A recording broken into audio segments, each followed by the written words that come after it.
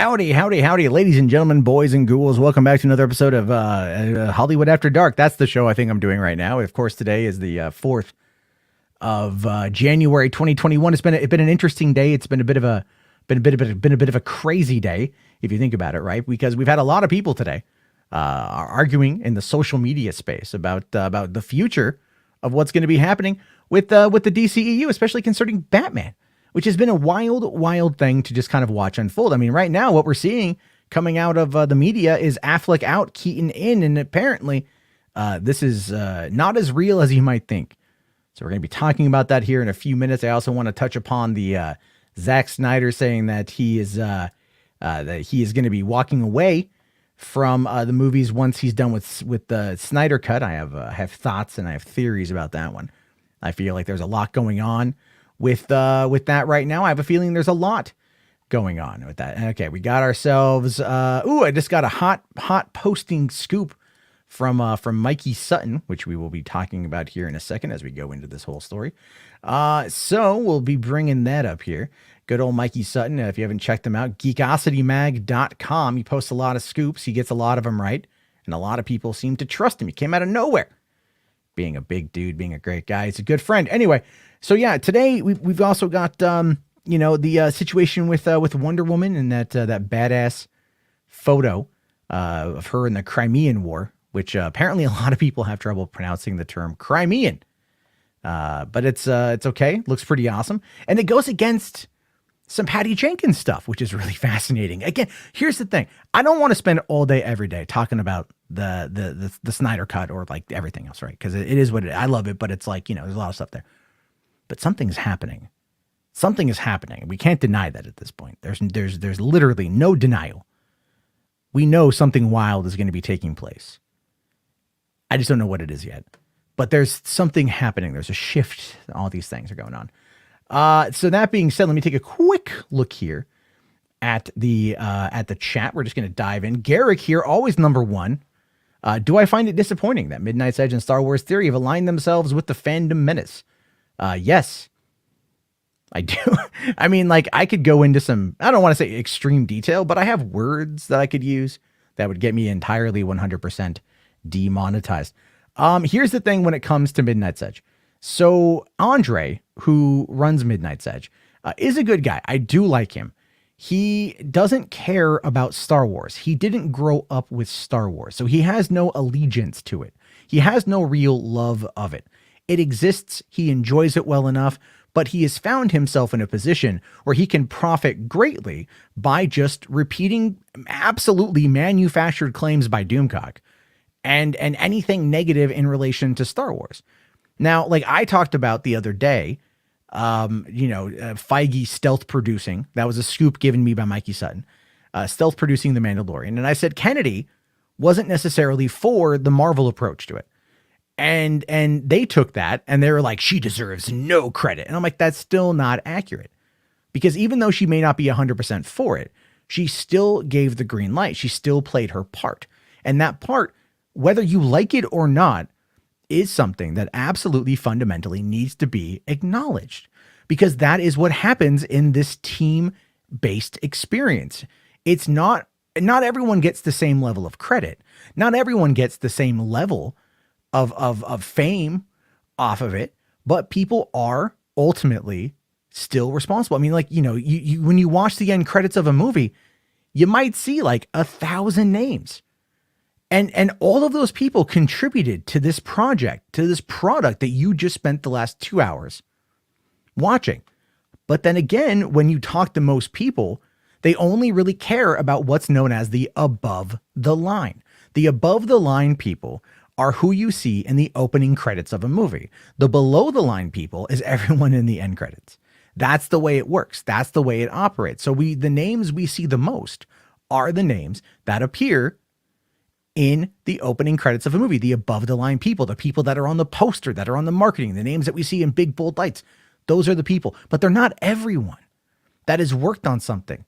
There are plenty of times where scripts get rewritten by the director and by the cast while they're shooting the movie, but the writing credit goes to the person who, from WGA union rules, is the one who is going to be credited as the screenwriter. I'll give you guys an example. Kevin Smith, back in his early days as a filmmaker after Clerks, he was brought on by a number of studios in order to sit down and start, more or less script doctoring. And one of the movies that he was sent a script to script doctor was Coyote Ugly, that 2000 movie with Piper Perabo. Now there's a subplot in the movie where the boyfriend, I forget the male lead's name, really, really, really likes comics, and he sells one of his comics in order to help out. That was Kevin Smith's contribution to that script. That was what stayed after he worked on it. And it went to I think overall 7 writers. But that was his contribution. That was actually a subplot in the film that he was not given any credit for. Now he was paid for it, but he was not given any credit for it. So what you see is not always accurate. What you see from a lot of people who do YouTube, who talk about Hollywood, are not always accurate because they don't fucking know. These, in many cases, are absolute limp dick chuckle fucks that have never once been to Los Angeles, let alone been on a fucking film set. They don't know anything about how Hollywood operates, how the business operates, or what goes into actually making a product. They just look at the names that are shown to them in flashing lights on the screen above the line, and they go, oh, that's who the important people are. But sometimes certain things get changed. I'll give you a very quick case in point. Thor Ragnarok, love it or hate it, it exists. I love it personally, but there's that great line from the trailer when Thor is in the arena and Hulk busts down the door or busts through the wall, and he goes I know him. He's a friend from work. That line elicited one hell of a laugh. Probably, all things considered, the funniest line in the whole movie.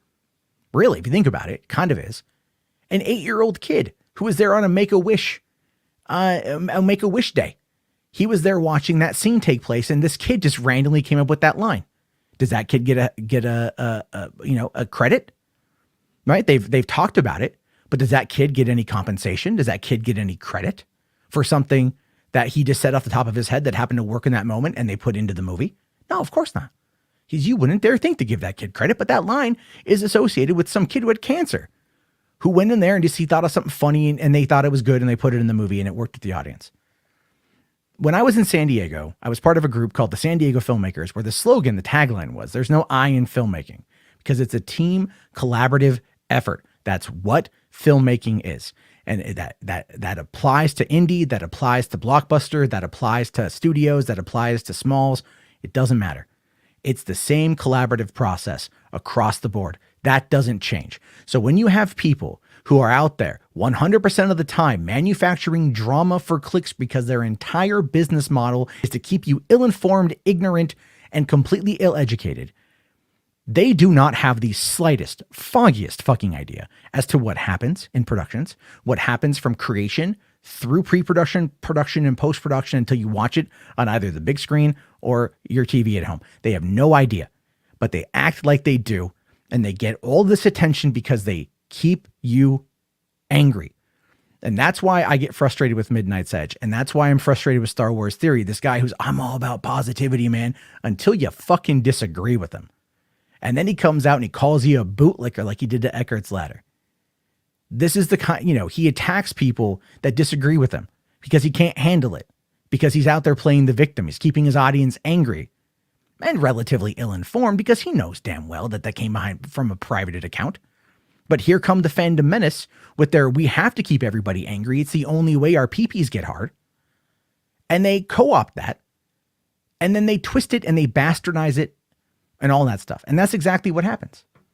That's exactly what happens. It's just 100% crazy. And this is what goes on all the time. This is what happens all the freaking time. Is exactly what I'm talking about. Mike Zero manufactures stuff. The Fandom Menace manufactures stuff. But then when that gets manufactured, that fake news gets spread across a multitude of channels like Midnight's Edge that report it, but they operate under the auspice of it being a myth, or a theory or a rumor, because that's the best way they can. It's one of the reasons why I don't talk much about rumors.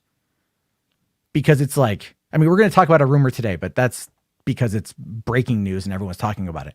But a lot of that smaller stuff I don't really cover because you don't know. Even with Mikey Sutton, who I'm friends with, I don't cover a lot of small stuff because it's like, I don't know. I don't want to like dive into that shit. I don't want to give somebody bad information. That's where I stand on it because that's my ethics and that's my principles. These people don't fucking care. They want your money. They want you mad. And they want you thinking that they're the only ones that can call it out, that they're the only ones that can do anything about it, that they're the ones who can save Western civilization, because that is the kind of culture war nonsense people like Doomcock and Gary Nerderotic, Bueller, butt shit motherfucker, who cares? This is what they do. This is what they do. They lie to you.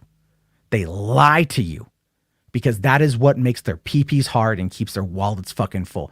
And I'm glad that more people are catching on to that shit. I would love it if more people would call it the fuck out, because they have so many people that are fucking indoctrinated that it's absolutely ridiculous to see.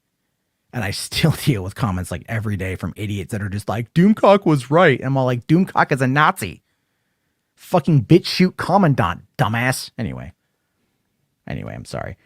I'm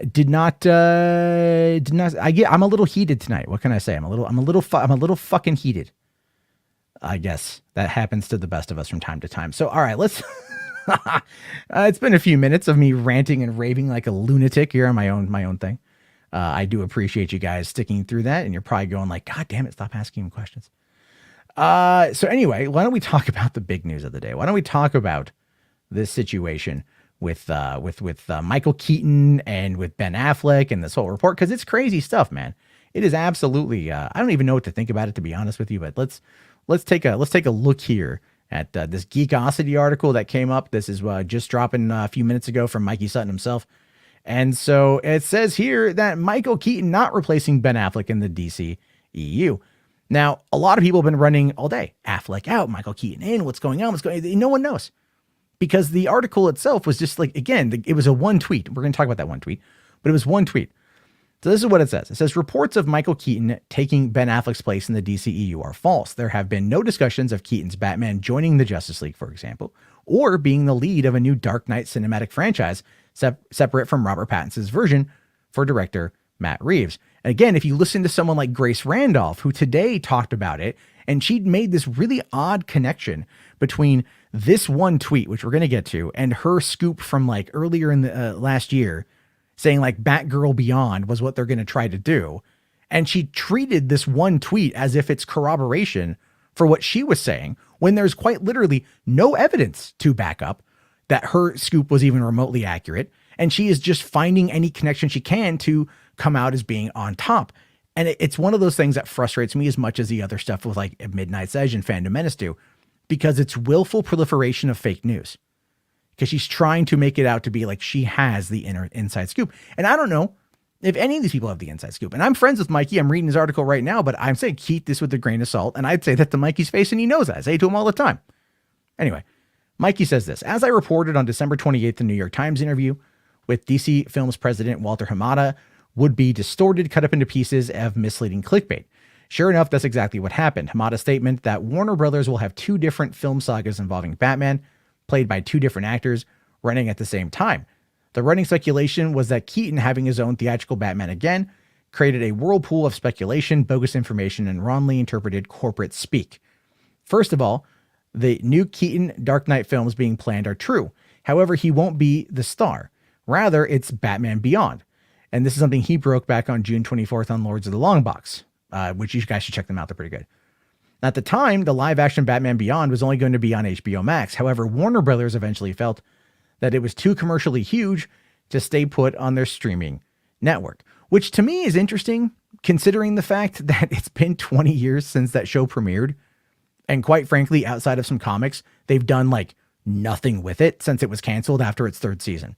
But yet its popularity has lived on for 2 decades because it's an amazing piece of animation, especially following Batman the Animated Series. So, I think theatrical is the way to go. That's my personal take. Now he says here, Keaton will not be replacing Affleck as his Batman. As his Batman will exist on a different Earth where the main Dark Knight is a younger one, Terry McGinnis. The continuity has no association with Affleck's in Suicide Squad, Dawn of Justice, or Justice League. The DCEU is interpreted as a world in which Zack Snyder visualized in Man of Steel, later explored in its spin-offs. So while the multiverse may connect Batman Beyond to that corner of DC films, to say that Keaton is taking over Affleck's role is inaccurate, but makes for delicious ad revenue and irritating and worrying Snyder fans for sure, which it has. It has. A lot of them are kind of upset. Now, secondly, Hamada basically revealed that 2 Dark Knights are for solo movies, as in cinemas. So all the reports for Affleck starring as Batman are centered on HBO Max, aside from him appearing in The Flash, Justice League 2, and my recent link for the possible World's Finest film with Henry Cavill. That's actually being talked about as Wonder Woman 3's World's Finest, but I don't know. That could potentially be the Batgirl thing. That's one of the things Grace was saying today, but again, she was just trying to tie it back into her own scoop and gave no real reason for it. Now, it says there are no solo Affleck theatrical movies currently planned, hence Keaton will have the other one next to Pattinson's. For now, Hamada never ruled out Affleck on HBO Max, and everyone thought Affleck was finished before The Flash was announced. Read between the lines. And the thing is, he's not wrong on that one. Reading between the lines makes the most amount of sense. Because when you think about this, right, when you think about this whole situation, what does it say to you? All right, it says to you that there is this massive, massive, massive disconnect between, what they're doing at HBO Max and what they're doing over at DC Films. And that ties into another thing that happened today. And this is, again, where it gets a little bit weird, but first things first, before I dive into the next piece, I do want to quickly touch upon where this information came from today, because where it came from is pretty damn fascinating. So when we talk about where the Keaton story broke today, it came from this tweet right here. So Nestor Cine says, "Hi at Brooks Barnes NYT. Based on your Hamada piece, some have interpreted that Warner Brothers is doing 2 franchises starring Batman, one with Pattinson and one with a new actor. Is that correct, or were you referring to Keaton as a second Batman, being part of a non-Batman-centric saga? Thank you." Now, he just says, Keaton. So that's all. A 1-word tweet is what set this off today. A 1-word tweet. Now, you've got Lightcast here trying to follow up to get more information. And to Matt's credit, he tried. But as I said on Twitter earlier, the likelihood of him getting an actual response is probably pretty minimal because to people like us, we don't matter to people like Brooks or anyone else at the New York Times because they get a lot more reach than we do. However, good on him for trying, although he did discredit it. But again, take it with a grain of salt because you never really know. But Brooks here himself kind of discredited it later on. This is a couple hours ago, where he says, "Been offline, moving apartments, and returned to see this Michael Keaton craziness. I was referring to the one film that Keaton has been announced as being in, not a set of his own Batman films. If I had any info on him beyond Flash, I would have obviously put it in my article." So what does that tell you? Right? What does that kind of tell you in regards to this whole situation? Well, it tells you that you've got there was a massive push today, but where did that come from? Where did this push come from? Where did it originate? Why did it happen the way that it did? Why did a 1-word tweet get so misinterpreted by so many people out there? Well, I have a weird theory about that, and I could be wrong. Because there's a lot of stuff going on today with Snyder and with DC, and it's all fascinating. And I think it all kind of ties together to kind of show you the war that's going on. So let me go and bring this up right here. Okay, so let me go and bring this up. What we have here, and if I could find it again, because I kind of lost myself. Okay, what we have here is another article popped up on bleedingcool.com referencing Zack's interview with the Faruqi brothers today, where he talked about having no plans to continue past the Snyderverse or past Justice League. So the quote is, "Look, I never thought I'd be here doing this. I didn't think I'd be finishing Justice League. The truth is, and it's been widely reported, and I have no issue. This is an old movie. This is a years old movie I'm working on. The DC universe has gone and branched off and done its own thing, and that's fine. As far as what I did, and as far as what my vision for what I wanted to do with these characters and the journey I wanted them to go on, it's well known I plan for more movies, 5 movies or something, but I'm busy. I've got a lot going on. It is cool that fans have so much faith in the trajectory. Yes, it's amazing. And I couldn't be happier, and I'm excited to see them and to see Justice League so they can really drink the entire elixir of Justice League. But would I continue? I have no plan to. But like I said, I didn't think I'd be here, so who knows? And that in and of itself is quite telling, in my opinion. So the reason why it's quite telling has everything to do with everything we've been hearing. Like everything we've been hearing. We know Aquaman set after Justice League. We know Wonder Woman set prior to BVS, but that's its own kind of thing right now. A lot of people are kind of viewing Wonder Woman 84 as Elseworlds. We know Shazam and Birds of Prey were all tied into that general overall world.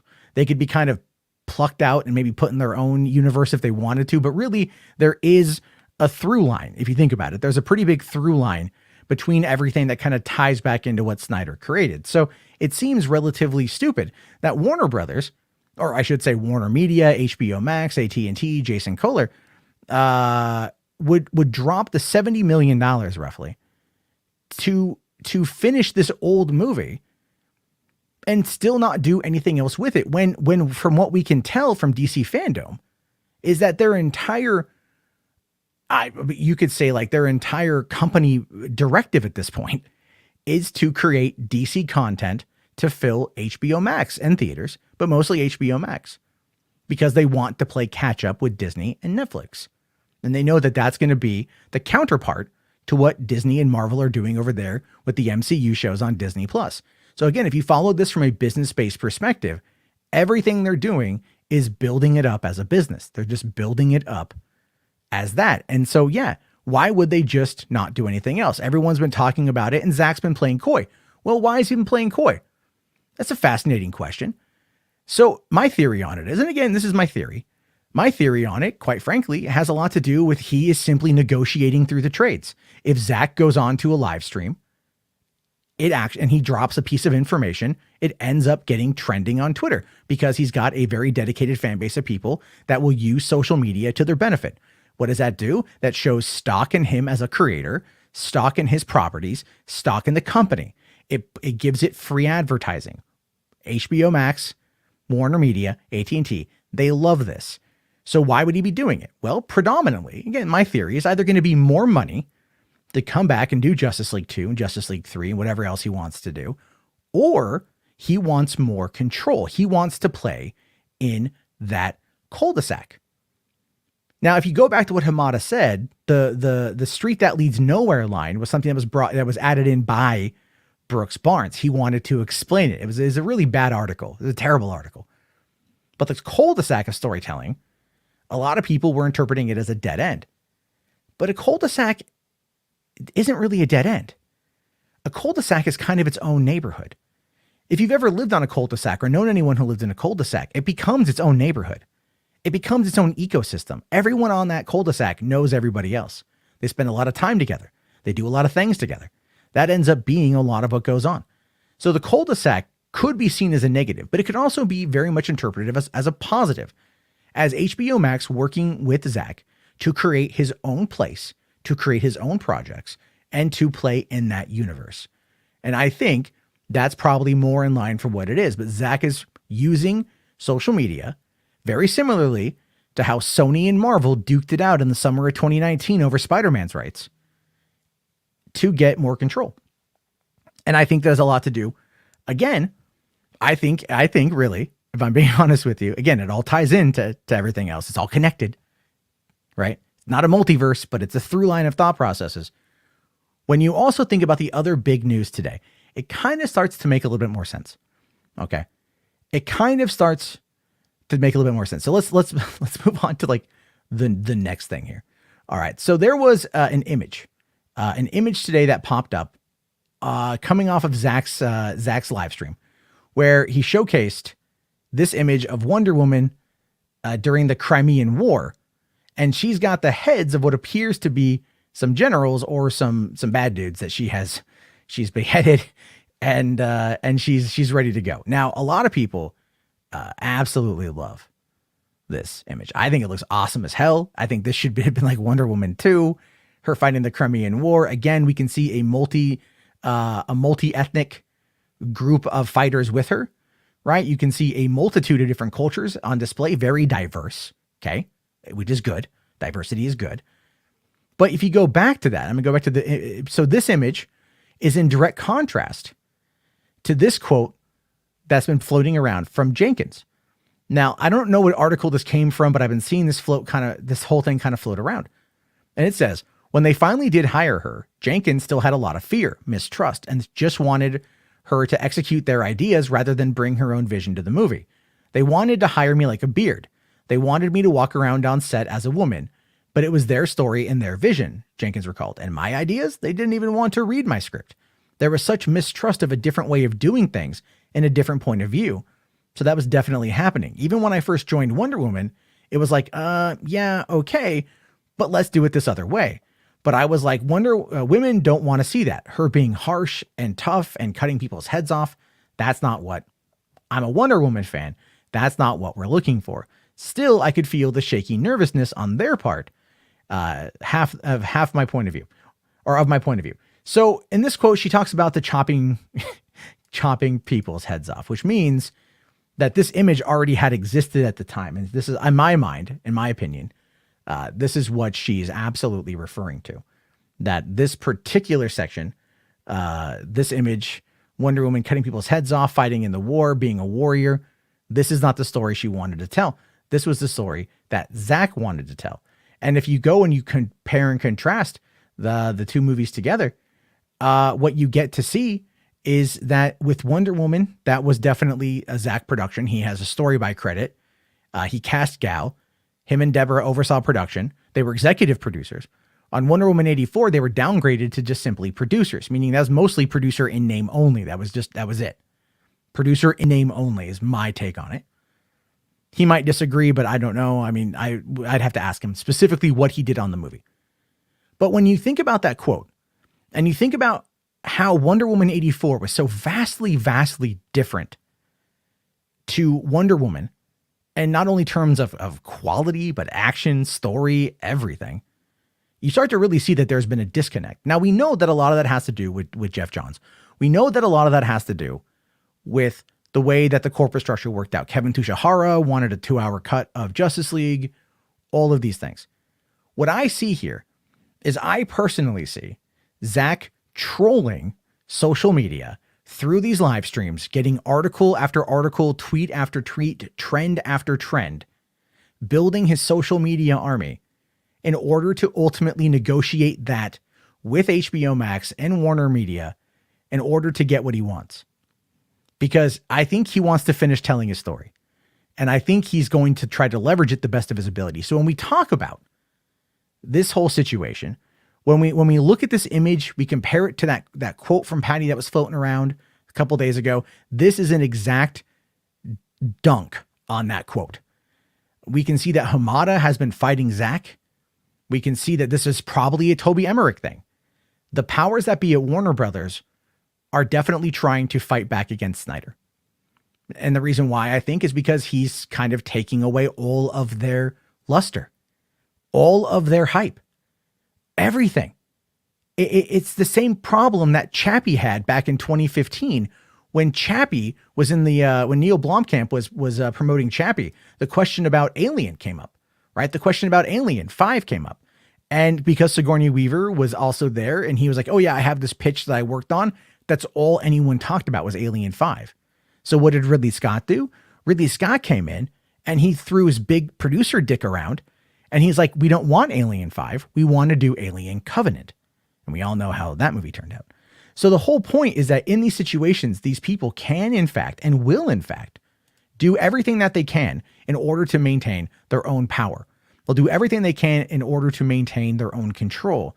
What I think is the Emmerich side of things, of which Hamada is very loyal to because of The Conjuring and New Line and all that stuff.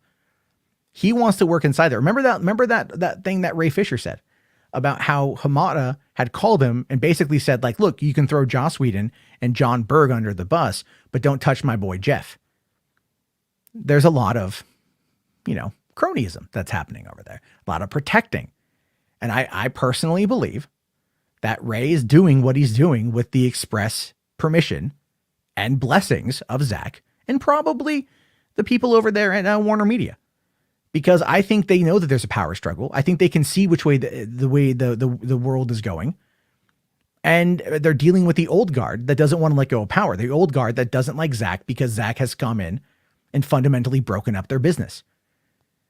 because fans want a connected world. And Hamada wants this multiverse. And the multiverse doesn't, I think it's going to fail unless it's done right. And I don't see them as actually being able to craft this universe in a way that's going to be as what everybody wants it to be. And that's my own take on it. But at the end of all this rant, it really does show you predominantly how crazy things are over there at Warner Brothers. And if you start following the thread back, maybe I'm crazy, maybe I'm just a ranting old man with a microphone and a computer, talking about the aliens. I don't know. But I really think that Zack is very deliberate. Like Ray is very deliberate. They are running a PR game in order to make sure that they retain control of the properties that they want to continue to work on. And they are fighting back against a group of people who do not want to relinquish control to the creatives and understand that their regime power is coming to an end. Could be wrong. Don't think that I am. But of course, I really want to see what you guys have to say about this. So let me get a drink of water because it's been, I think I've been ranting for like 31 minutes. I've been ranting. So I'm very thirsty. And that's kind of all I had to talk about today, actually. I got home late because I was doing deliveries. I did want to touch on like the Roku potentially buying Quibi content.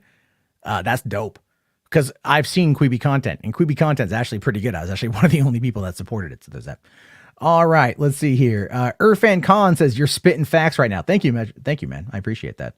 I really appreciate that. Geek Studios here says Hamada needs go DC Films.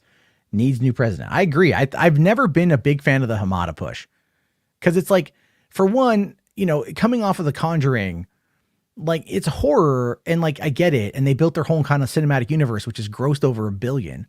So I get that too.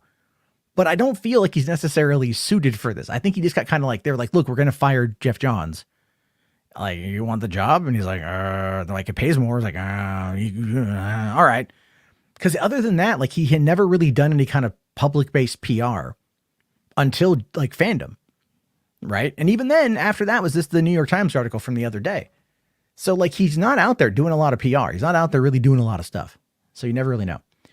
Let's see here, John. I'm not doing call-ins tonight because I'm only going to keep it going for maybe like another 20 minutes.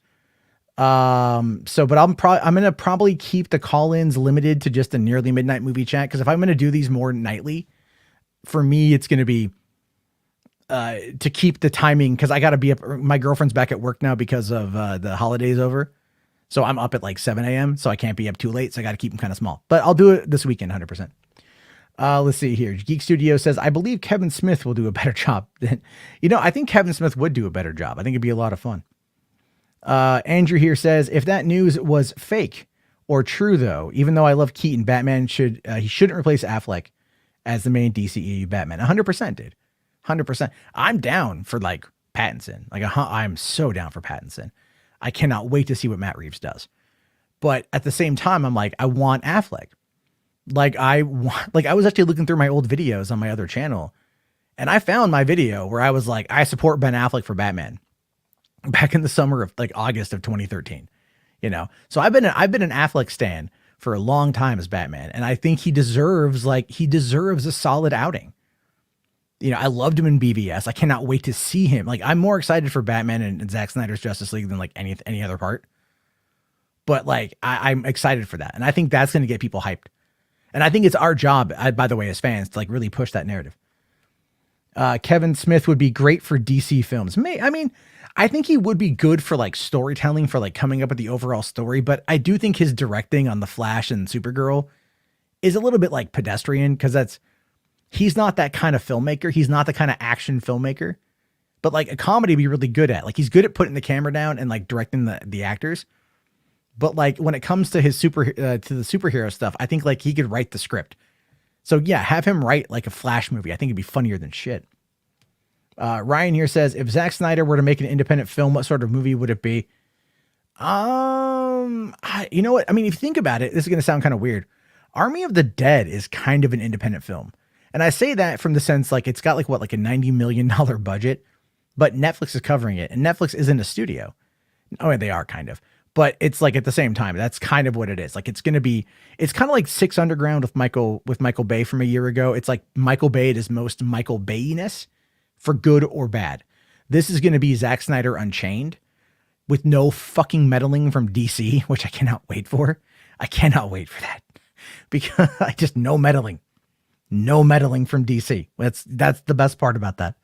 And Netflix apparently believes in it enough to shoot a prequel movie, which they already did, and an animated show, which they're working on right now. So they clearly believe in the property enough. So I think this is going to be it. This is what I'm excited to see. I don't think we're going to get to see it till the end of the year, but that's going to be. Let's see here. Okay. Take a swig of water. I always got to drink more. Fourth here, one says, no Batgirl Beyond. Yeah, 100% agree. I mean, like, look, man, like I like Batgirl. I want Barbara's story told right. But Terry McGinnis is the shit. And a lot of people, part of the long lasting love of Batman Beyond has been Terry McGinnis as a character. If you remove Terry McGinnis and replace him with an alternate Barbara Gordon in a completely different, like cyberpunk noir area, a lot of people are going to be pissed. I'm going to be pissed. I don't want none of that.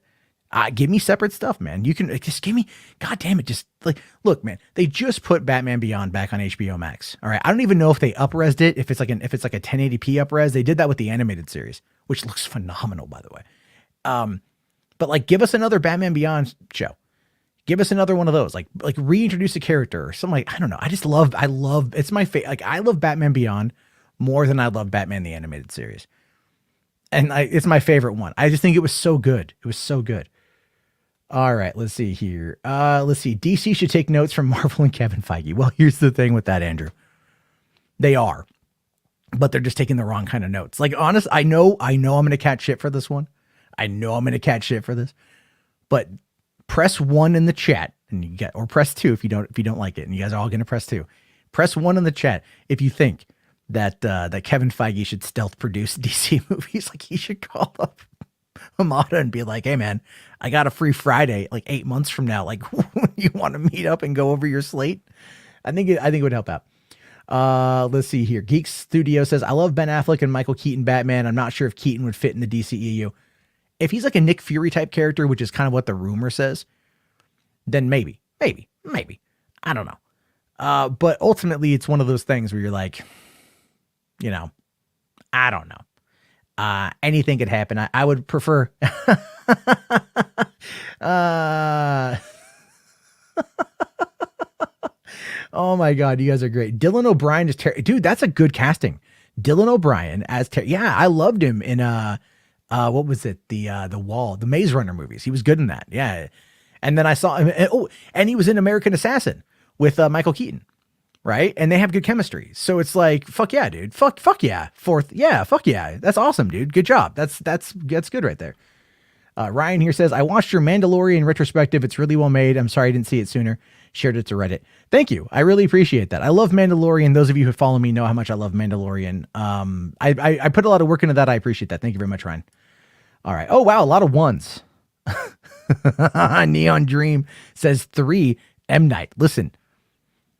There's one thing I don't stand for on this channel, and that is blasphemy. Okay, that's blasphemy. You do not put the writer of Stuart Little, all right, the lovable 1996 Michael J. Fox live action hybrid, in charge of the DC world. However, if M. Night wanted to create some kind of like Stephen King-esque cinematic experience, like world for his characters, that would be something fascinating. I think that would be really cool. You know, I know that sounds weird and it may not work thematically, but like, fuck it. I would actually give that a shot. Says that one. All right. Yeah. Let's see here. We will still be operating as white noise computer. Oh God, white noise. That was bad. Let's see. The Sting says Dylan O'Brien would have been a great Spider-Man. Definitely better than Holland. I mean, you know what? I think he would have been more in line with Andrew Garfield's Peter Parker, which I liked his Peter Parker and I loved his Spider-Man. So I don't disagree that there would have been like a bit of cockiness, but I think Holland embodies like the purity, the pureness of Peter Parker.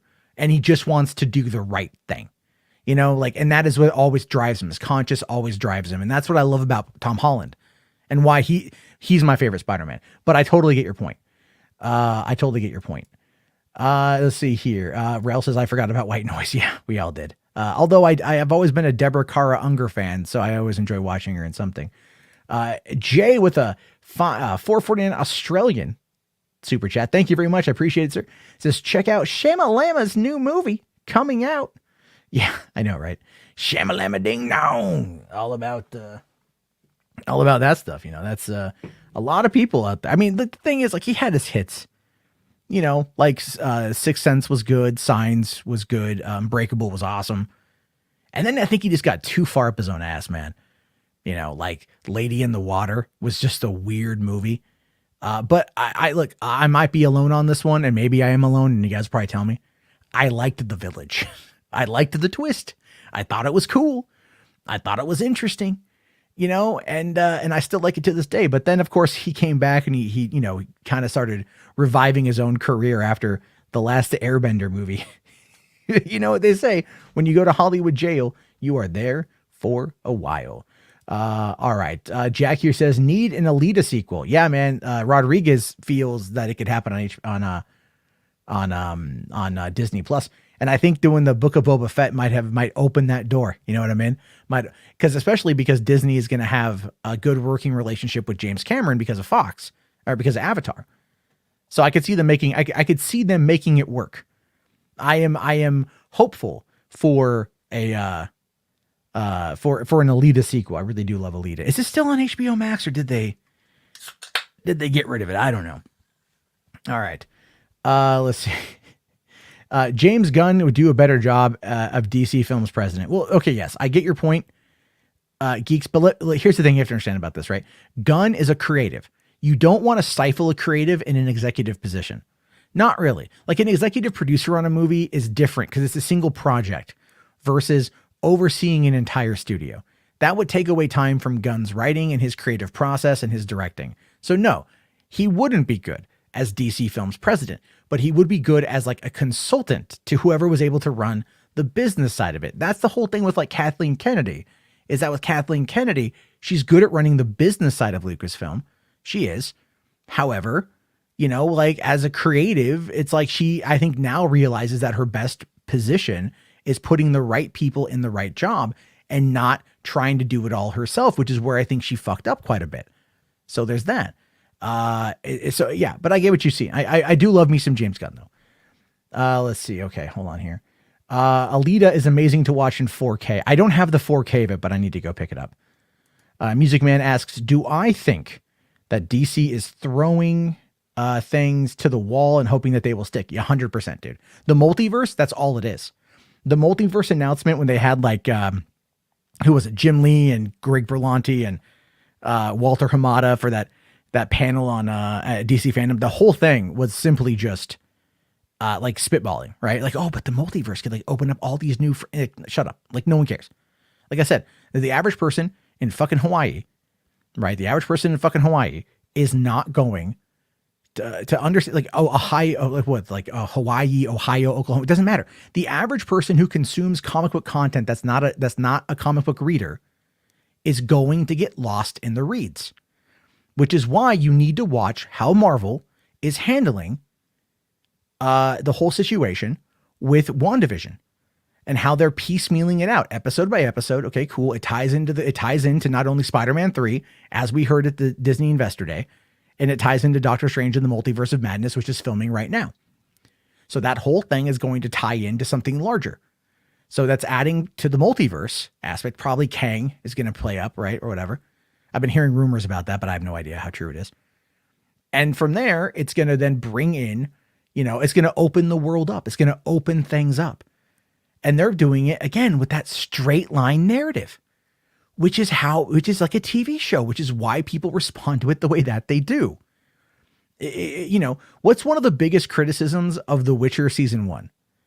One of the biggest criticisms of that show is the jumping around in time, how the narrative structure shift from, how each episode might be a different year, or from a different perspective. And there's not a lot of rhyme or reason was the thing that threw a lot of people off in the beginning. Now, by the end, it kind of came together, obviously. However, look at what was it? Season 2 of The Witcher will not have that. It's going to be one concurrent timeline. But look at Westworld. Westworld had two diverging timelines. You had the present and you had like 50 years in the past, but you didn't know about it being 50 years in the past. I know spoilers, but it's a couple years old. And then that was a big thing. Like, oh, you know, but it kind of threw off, I think, a lot of people for season 2 and 3, because I know a lot of people that just didn't go back to it because they found it to be too confusing. Once they know about it, and then they start thinking about it, and then they start logically processing what they're seeing, and they're trying to find the connection or find the cracks, they start losing interest. You know, and then here's the thing: Westworld season 2 and season 3, they got a lot of, you know, there's hype, but not as much hype. Not as much hype.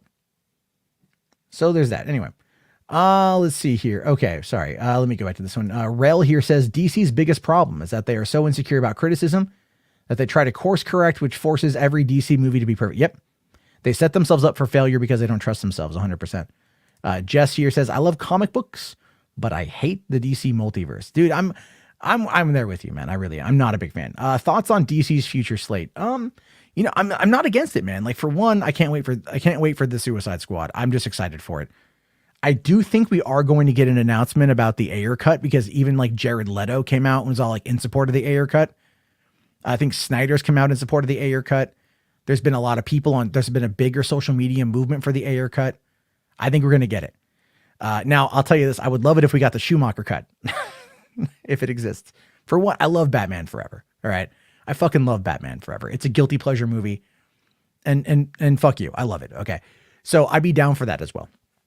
But really, it's like, I mean, I think like this is the thing is AT&T understands, Jason Kilar understands that in order to build this out, to have positive social media coverage, reviews don't really mean as much, but positive social media coverage and people coming in, eyeballs on the screen, they're building and they're building and they're building, and they're using Snyder right now as like their number one PR lightning rod. Have you noticed that? Have you noticed that? That they haven't like they were sending, you know, Zach's been making his way around to different live streams within the diehard fan base. Gal didn't really. She did the premiere where they talked to some people, which was cool. But they should have had Gal or Patty go on some of these live streams to talk about it, right? They were using Zach to hype up Wonder Woman. They were using Zach to like be the conduit, because they understand Zach's power and they understand his importance, which is why, going back to my previous thought, this is all negotiation through the trades, or I should say negotiation via social media, which is where I think we find ourselves today. So let's see here. All right. Shiny asks, you've been lagging watching season 3 of Westworld? Nah, I didn't even start it yet. I kind of got burned out on season 2. I need to pop it up though on HBO Max now. Let's see here. Dude, what's the problem? DC's had the multiverse for years, starting in the comics and in the... Okay, Andrew, when we talk about the multiverse, like I said, in comics, you have a lot more to play with. When it comes to adaptations for theatrical or for television, you are thinking about the audience first. The audience has to understand what they're seeing. So concessions will always be made. Like, I remember when Lord of the Rings came out in 2001, so 19 years ago, and there was no Tom Bombadil. Do you have any idea how many pissed off like Hobbit fans and like Lord of the Rings fans were pissed off that there was no Tom Bombadil? A lot of them. A lot of people were mad that there was no Tom Bombadil. Still never popped up in the extended, was never part of the equation. But you know what? 20 years later, no one's talking about Tom Bombadil not being in the movie. They're going like, man, that Lord of the Rings, that fucking movie is chef's kiss. So good. Looks great in 4K. I still need to go pick it up. I almost did the other day, but it's expensive. It's like $99 for the 4K trilogy. I'm all like, stimulus money, baby. No, I'm not spending my money on that. Not yet, at least. But that's what I'm talking about here. Okay. All right. Let me just kind of catch up with the chat. All right. But Andrew says here, okay, but Jarbo, think of it. Every DC live action and TV show we've seen in the past, all canon in the multiverse. Sounds awesome. Right. Reeves, Superman, Nolan trilogy, and more. I get it, dude. I get it. But let me ask you this. What's the point? Okay. What's the point? What's the purpose? How about, let me phrase it. What's the purpose of it? If the purpose is not to tell a cohesive story, but just to have it there, it's garnish. It's all it is garnish on the dish. Garnish is like parsley. It's there. You can eat it. It's got some nutritional value, but it's just there to make the dish look better. That's all it is. That's all parsley is. It's all garnish is. It's just something there to make it look nicer. But it doesn't really have a purpose outside of that. It's all cosmetic. So if you have the Reeves movies, the Nolan movies, the Schumacher movies, Catwoman, yeah, it's got to be the good with the bad. You can't excise Catwoman. That movie exists. We all have to live with that every single day. Okay. The sins of mankind are coming back to haunt us. All I'm saying.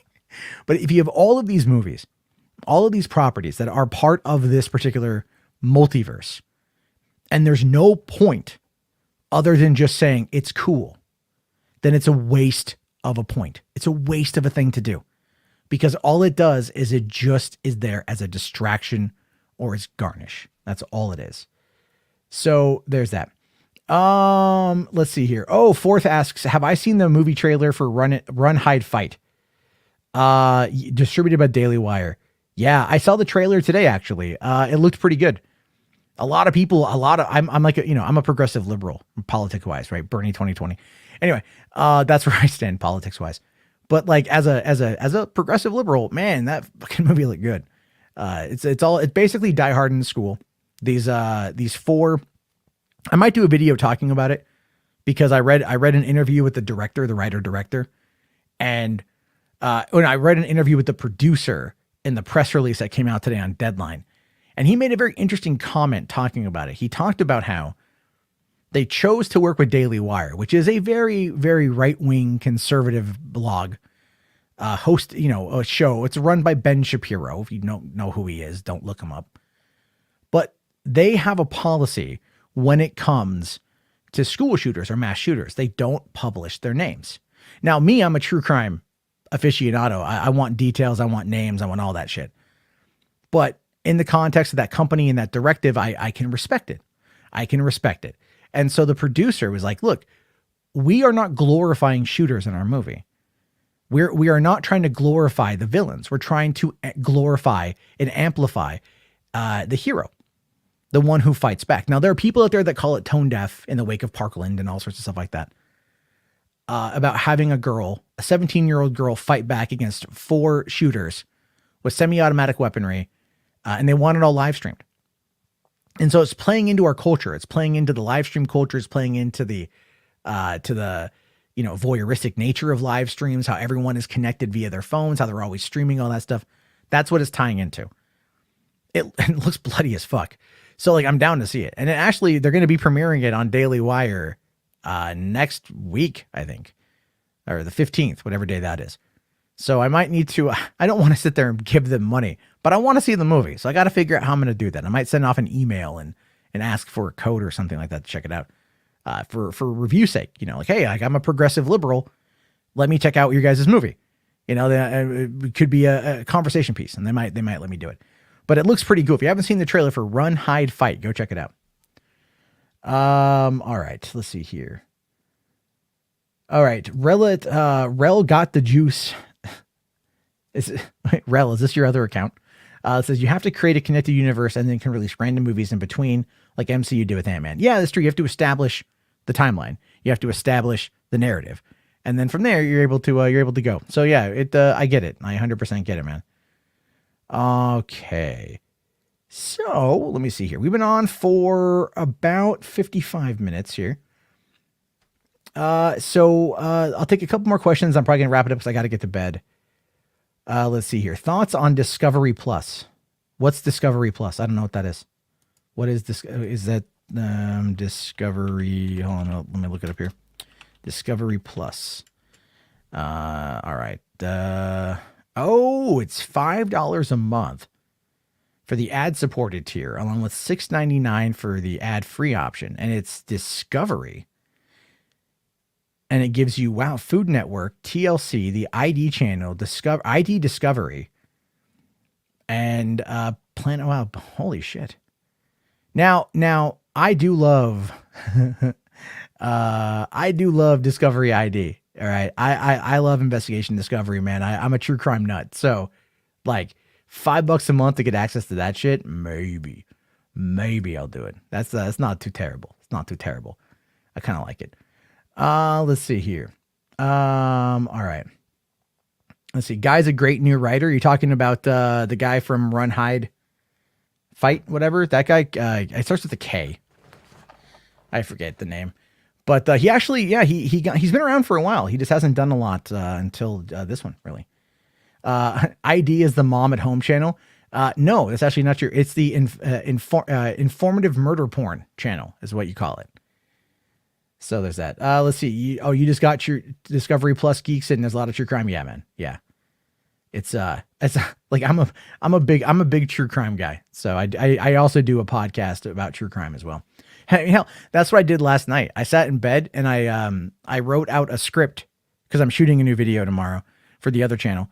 I wrote out a script about Samuel Little, who in my mind is the most prolific serial killer in American history that we know of, with like 93 murders. 93. And this dude straight up, like flat out, ended up like he died just a couple days ago in prison. But I talked about his life and it's pretty crazy shit, dude. Like this guy got away with it for a long time because he was poor and black and he killed poor black women. Mostly. And then also some poor white women, but he killed like druggies and hookers. So no one paid attention. And that's the sad thing about it. But anyway, all right. When are we going to get a teaser or some new pics from the Snake Eyes movie? I'm assuming pretty soon because I know they finished shooting. I think they finished shooting it. It comes out later on this year. All right. So Andrew says the thought of seeing multiple Supermans, Reeve, Welling, Cavill, Tyler together in the same screen makes my brain explode for the same reason of seeing Batman actors like Keaton, Affleck, Pattinson. Well, I mean, the thing is like Reeves has been dead since the 90s. So if they go and they hologram him in or they do CG to bring him on in, that's going to anger so many people. So that's not going to happen. That's just not going to happen. And then, I'm sure like having all the Supermen together would be cool. I'm not against it. If it's done right, I'm not against it. And I'm going to give it the benefit of the doubt. I'm just saying like, they have a very like tall order to fill, and the DC Films itself, they keep hiring Christina Hodson. So I'm not that faith. I don't have that much faith. I'm sorry. I just don't have that much faith.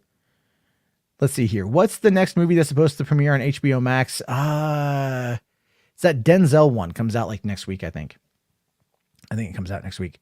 Oh, he died in 2004. Okay. My bad. I thought he died in the 90s. My bad. Anyway. Okay. Andrew says, I know what a man can dream. I get you, dude. I get you, man. 100%. All right. Geeks asks, do you think we're going to get a setup of mutants in WandaVision? Yeah, I don't know, man. I don't know. I mean, they can finally say it now. So who knows what's going to happen? I have no idea. All right, guys. I think on that note, I'm going to call it a night. My voice is starting to go a little bit, and I do need to get to bed. But I do appreciate everyone tuning in. We had a little over 60 people, and I really appreciate that. If you guys haven't already, please consider leaving a like. Please consider leaving a comment as well if you want. Just do all that stuff. And yeah, so it's all good. I'll be on probably tomorrow night once I get done driving. Probably around this late because that's how late I go. But I'll talk to you guys all later. Have yourself a great evening. Thank you again for watching. And you know what? Peace out.